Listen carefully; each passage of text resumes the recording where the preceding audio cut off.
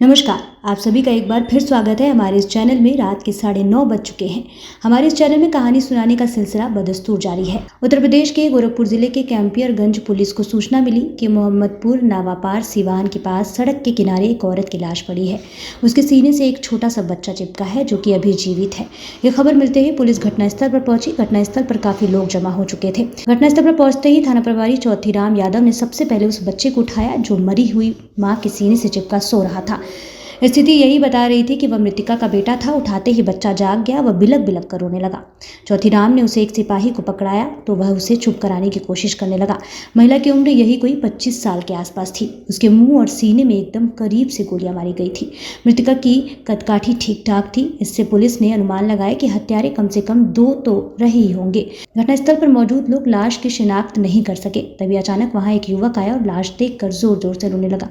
उसके रोने का मतलब था वह मृतिका का कोई अपना रहा होगा। पुलिस ने उसे चुप कराकर पूछताछ की तो पता चला कि वह मृतिका का भाई दीपचंद था।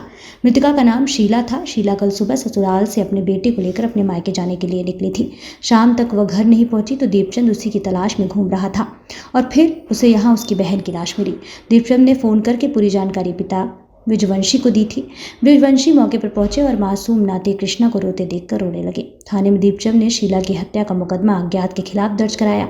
मुकदमा दर्ज होने के बाद थाना प्रभारी चौथीराम यादव ने जांच शुरू की। हत्यारों ने सिर्फ शीला की हत्या की थी। उसके बच्चे को कोई नुकसान नहीं पहुंचाया था। इसका मतलब उसका जो कुछ था वह शीला से ही था। उसे सिर्फ उसी से परेशानी थी। ऐसे में उसका कोई प्रेमी भी हो सकता था जो उससे पीछा छुड़ाना चाहता रहा हो। शीला की ससुराल गोरखपुर के थाना गुलहीरा के गांव बनराहा सरहरी में थी। थाना प्रभारी दीपचंद को लेकर शीला के ससुराल जा पहुंचे। शीला के ससुराल में उसकी सास और ससुर थे। पूछताछ में उन्होंने बताया कि 22 जनवरी 2014 को शीला अपने मुंह बोले भाई पप्पू और उसके दोस्त के साथ मोटरसाइकिल से मायके के लिए निकली थी। बच्चे को भी वह अपने साथ ले गई थी। पूछताछ में सास ससुर ने यह भी बताया था कि पप्पू अक्सर उनके यहाँ आता रहता था। थाना प्रभारी ने दीपचंद से पप्पू के बारे में पूछा तो उसने बताया कि पप्पू उसी के गांव का रहने वाला था। वह आवारा किस्म का लड़का था। थाना प्रभारी बनराहा से सीधे दीपचंद के गांव अहिरौली जा पहुंचे।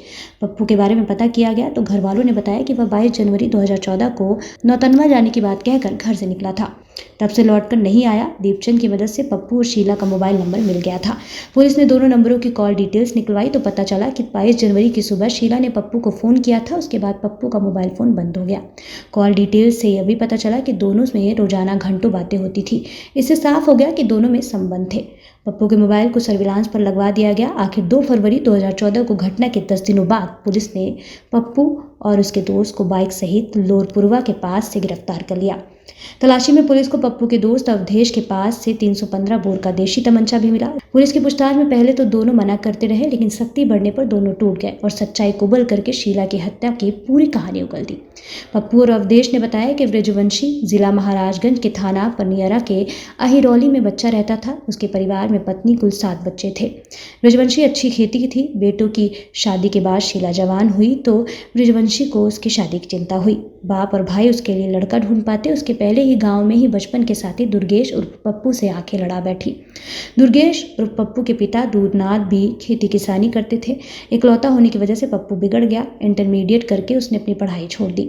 इसके बाद गांव में आवारागर्दी करने लगा। शीला और पप्पू के संबंधों की जानकारी गांव वालों को हुई तो इससे बृजवंशी की बदनामी होने लगी। अब दोनों छिप छिप कर मिलते थे। दोनों शाम के वक्त मिलते। अब दोनों के बीच शारीरिक संबंध भी बनने लगे। पिता को पता चला तो वह परेशान हुए और शीला की शादी के लिए लड़का ढूंढने लगे। फिर गोरखपुर के थाना गुलरीहा के बनराहा का रहने वाला दिनेश पिता को पसंद आ गया। उससे शीला की शादी कर दी गई। शीला विदा होकर ससुराल आ गई। दिनेश मुंबई में रहता था। कुछ दिन पहले पत्नी के साथ रहकर वो मुंबई चला गया। शीला को उसने बूढ़े माँ बाप के पास उनकी सेवा के लिए छोड़ दिया। जैसे ही वह गया इधर शीला शारीरिक सुख से वंचित हो गई। अब वह रोजाना रात को अपने प्रेमी से मिलने लगी। पति उसके लिए मेहनत करता और शीला यहाँ अपने प्रेमी के साथ रात रात भर रंगरलियां मनाती। शीला अब 2 बच्चों की माँ बन गई। सास ससुर के सामने वह शीला को बहन कहता था। इसलिए उसके आने जाने पर कभी रोक नहीं लगाई गई। जबकि भाई बहन के रिश्ते की आड़ में दोनों कुछ और ही गुल खिला रहे थे। शीला को कई बार पप्पू से गर्व भी ठहरा लेकिन पप्पू ने हर बार उसका गर्भपात करा दिया। बार बार गर्भपात कराने से तंग आकर शीला उसके साथ रहने की जिद करने लगी। जबकि पप्पू को शीला से नहीं सिर्फ उसकी देह से प्रेम था। शीला जब भी उससे साथ रहने के लिए कहती थी वह कोई न कोई बहाना बना देता था। शीला जब उस पर जोर डालने लगी तो वह दूर भागने लगा। उसका कहना था कि घर वाले उसे रहने नहीं देंगे। उसने बहाना बनाया कि अपना अलग घर नहीं है। तब शीला ने पप्पू को सभी से छिपाकर 1 लाख रुपए घर बनाने के लिए दिए, लेकिन उसने ज़मीन नहीं खरीदी। घर के बारे में पूछने पर वह बहाना बना देता था। जब शीला को लगने लगा कि पप्पू उसे बेवकूफ़ बना रहा है तो वह बेचैन हो उठी। वह समझ गई कि उससे बहुत बड़ी भूल हो गई। जिसके लिए उसने घर परिवार के साथ विश्वासघात किया, वह उसके साथ विश्वासघात कर रहा था। उसने ठान लिया कि वह ऐसे आदमी को किसी कीमत पर नहीं बख्शेगी। वह पप्पू से अपने रुपए मांगने लगी। अब वह घबरा गया क्योंकि वह रुपए खर्च कर चुका था और लाख रुपए की व्यवस्था वह कर नहीं सकता था। इसलिए शीला से पीछा छुड़ाने के लिए उसने हत्या की साजिश रची। इसके लिए उसने एक पेशेवर बदमाश अवधेश से बात की। अवधेश महाराजगंज के थाना पनियरा के गांव खजूही का रहने वाला था। योजना के मुताबिक अवधेश ने देशी कट्टे का इंतजाम किया। 22 जनवरी 2014 की सुबह 7 बजे शीला ने पप्पू को फ़ोन करके पूछा कि इस समय वह कहाँ है।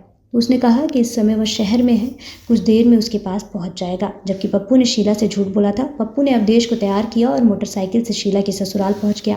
शीला उसी के इंतजार कर रही थी। चाय नाश्ता कराकर शीला मायके जाने की बात कहकर उनके साथ निकल पड़ी।